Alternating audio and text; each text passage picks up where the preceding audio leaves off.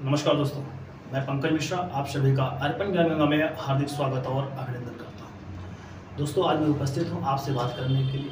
यदि आपकी जन्म कुंडली में कोई भी ग्रह खराब है, कोई भी भाव खराब है, बहुत सारी समस्याएं आपके जीवन में उत्पन्न हुई हैं, बहुत सारी समस्याओं को आप झेल रहे हैं, उन समस्याओं का समाधान लेकर। समाधान का तात्पर्य दोस्तों यह है कि महा उपाय नहीं है, महा उपाय है। यह उपाय करने से आपके जीवन में जितनी भी समस्याएं हैं दोस्तों, वह स्वतः समाप्त होना शुरू हो जाएंगी।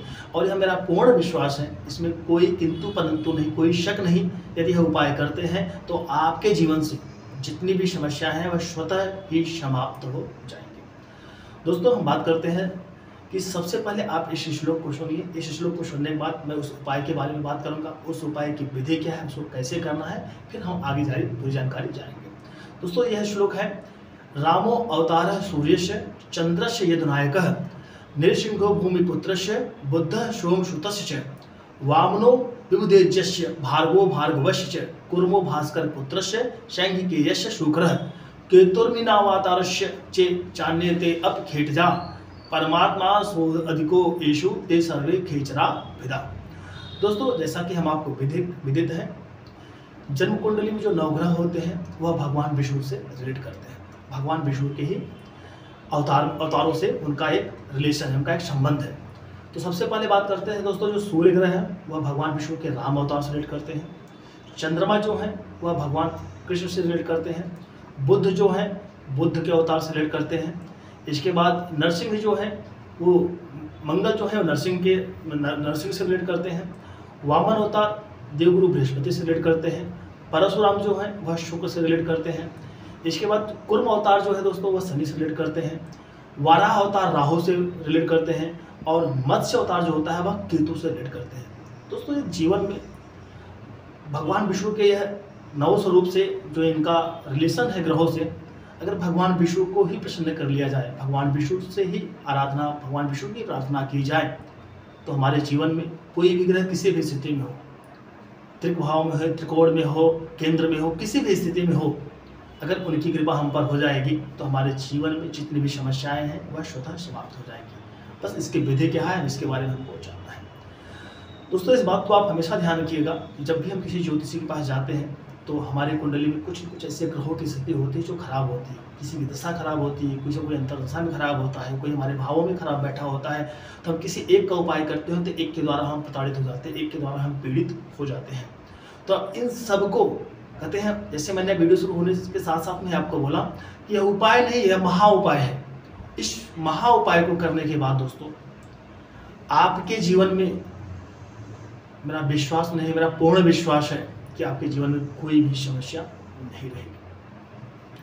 ऐसा कहा जाता है दोस्तों, यदि आपकी जन्म कुंडली में सूर्य, मंगल, चंद्रमा और राहु, सूर्य, मंगल, चंद्रमा, राहु आपकी जन्म कुंडली में मजबूत हो, ऐसा ज्योतिष के पुस्तकों में लिखा हुआ है कि सूर्य, चंद्रमा, मंगल, राहु आपकी जन्म कुंडली में मजबूत हो, बाकी और स्थिति ग्रह की कैसी भी हो, तो आप अपने जीवन में सभी समस्याओं का समाधान करेंगे और आप अपने जीवन में हमेशा सफल होंगे। क्योंकि दोस्तों, सूर्य देखा जाए आत्मा का कारक है, सूर्य राजा है, मंगल सेनापति है, बाहुबल है, चंद्रमा आपका मन है, राहु चतुराई है। यदि चारों चीज व्यक्ति के पास उत्पन्न हो, व्यक्ति के पास हो, तो ऐसा व्यक्ति किसी भी क्षेत्र में कैसे पराजित हो सकता है? ऐसा व्यक्ति कैसे पराजित हो सकता है? और शास्त्रों में कहा गया है कि सूर्य, चंद्रमा, मंगल और राहु ये भगवान के पूर्ण अंश हैं, ये भगवान के ही अंश हैं। बाकी और ग्रहों में मानव का जीव अंश है, लेकिन यह पूर्ण परमात्मा है। ये चार ग्रह जो पूर्ण परमात्मा है, बाकी और ग्रह में भगवान का, मानव का जीव अंश है, लेकिन इनमें चारों में भगवान के पूर्ण अवतार हैं। तो यदि यह चारों ग्रह आपकी जन्म कुंडली में मजबूत होते हैं तो आप किसी भी कार्य क्षेत्र में, किसी भी क्षेत्र में आप पराजित नहीं हो सकते। आपको अपने जीवन में कितनी भी विपदा है, कितनी भी विषम परिस्थितियां हैं, आप उनसे लड़के पार हो ही जाएंगे। तो इसी के अंतर्गत दोस्तों, आज मैं जो उपाय बता रहा हूँ, यदि उपाय आप करते हैं तो 100% आपके जीवन में जितनी भी समस्याएं हैं वह समस्याएं स्वतः ही समाप्त होने लगेंगी। बस दोस्तों, आपको इसमें क्या रखना है? समय का ध्यान रखना है, संकल्प का ध्यान रखना है, समर्पण का ध्यान रखना है और संख्या का ध्यान रखना है। ये चार चीजें बहुत महत्वपूर्ण है। समय, संकल्प, संख्या और समर्पण, यदि यह 4 चीज़ें आप इस पे अपनाते हैं तो आपके जीवन में जितनी भी समस्याएं हैं वह स्वतः समाप्त हो जाएगी। बात कर रहे हैं दोस्तों हम विष्णु सहस्त्रनाम के पाठ की। यदि आप विष्णु सहस्त्रनाम के पाठ करते हैं तो आपकी कुंडली में कोई भी ग्रह की स्थिति कैसी भी हो, कैसी भी विपदा आपके जीवन में हो, कैसी भी समस्या आपके जीवन में हो, वह स्वतः समाप्त हो जाएगी। श्रद्धा विश्वास रूप बस आपको विश्वास करके भगवान विष्णु के सहस्त्र नामावली का पाठ करना है। पाठ करने के लिए दोस्तों क्या होता है कि यदि आप कोई भी पाठ कर रहे हैं, यदि रेगुलर पाठ कर रहे हैं, आप डेली बेस पे पाठ कर रहे हैं तो कोई बात नहीं, लेकिन यदि आप कोई संख्या का संकल्प लेते हैं, पाठ करने का तरीका आपको हमेशा ध्यान रखना है कि यदि आप सुबह पाठ करते हैं तो सुबह ही पाठ कीजिएगा। हफ्ते में 3 दिन करते हैं तो हफ्ते में 3 दिन करिएगा, हफ्ते में 2 दिन करते हैं तो 2 दिन करिएगा, लेकिन विधिवत करिएगा। जैसा मैंने आपको बोला कि आपके जीवन में समय, संकल्प, समर्पण और संख्या होनी चाहिए। अगर यदि आपके जीवन में यह है तो आप अपने कार्य क्षेत्र में, अपने जीवन क्षेत्र में, आपके जो लक्ष्य है उसमें आपको हमेशा सफलता मिलती रहेगी। यदि आपके जीवन में 4 चीज़ें नहीं हैं तो इस बात का आप ध्यान रखिएगा, तो आप भटकते ही रह जाओगे। तो यदि विष्णु सहस्त्र नाम का पाठ आप शुरू करते हैं तो आपके जीवन में जितने भी आपके कुंडली के 12 भावों में जो 9 ग्रह बैठे होते हैं, किसी भी स्थिति में बैठे हों, उच्च के हों, नीच के हों, अस्त हों, जो भी योग बना रहे होंगे वह सभी समाप्त होके और आपके जीवन में शुभता, आपके जीवन में प्रकाश आपको देखने को मिलेगा। तो दोस्तों आप विष्णु सहस्त्र नाम के पाठ करिए। विष्णु सहस्त्र नाम पाठ करने का जो विधि है मैं आपको बता रहा हूँ कि सबसे पहली चीज़ आपको समय का ध्यान रखना है। समय का ध्यान का तात्पर्य है दोस्तों, यदि आप सुबह करते हैं 8 से 9, 9 से 10, 7 से 9 के बीच में करते हैं तो उसका आप विशेष ध्यान रखिए। यदि आप हफ्ते में 3 दिन करना चाहते हैं तो हफ्ते में 3 दिन ही करिएगा, लेकिन व्यवस्थित करिएगा। यदि आप सिर्फ गुरुवार को करना चाहते हैं, गुरुवार को ही एक पाठ करिएगा, लेकिन गुरुवार का उस ध्यान रखिए। ये आपका समय हो गया।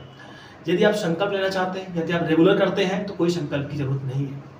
यदि आप संकल्प लेना चाहते हैं 11, 21, 51 पाठ का तो आप संकल्प लीजिए। शरीर संकल्प आपका पूरा होता है तो आपके लिए शुभदायी प्रतीत होता है। इसके साथ में दोस्तों समर्पण, आपके मन के भाव जो होने चाहिए।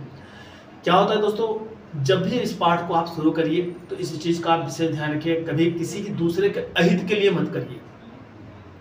हर व्यक्ति के जीवन में 2 चीज़ होते हैं, एक मन होता है, एक अंतर्मन होता है। मन में कभी आप ये मत लाइएगा कि नहीं कि उस इंसान का बुरा हो जाए, उस इंसान का ये हो जाए, ऐसा मत रखिएगा।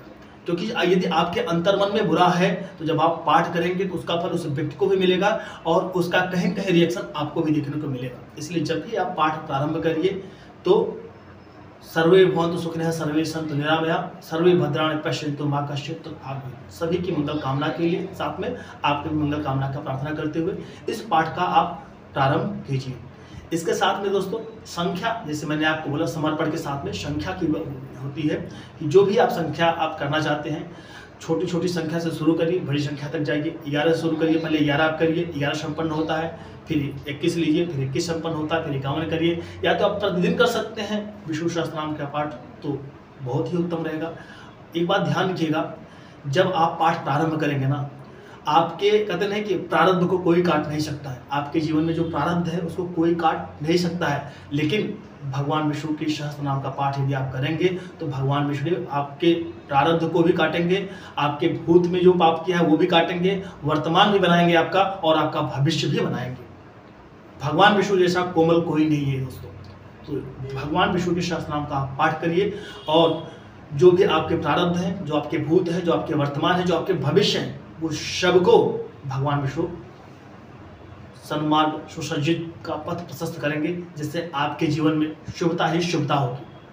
तो इसलिए यह उपाय नहीं है दोस्तों, यह महा उपाय है। इस उपाय को यदि आप करते हैं तो आपके जीवन में बहुत ही अच्छी चीज़ें, बहुत ही शुभता आपके जीवन में होंगी और आपका कल्याण होगा। तो आशा करता हूं दोस्तों इस छोटी सी जानकारी आपको अच्छी लगी। अच्छी लगी प्लीज़ चैनल को लाइक, सब्सक्राइब, कमेंट करना ना भूलिएगा।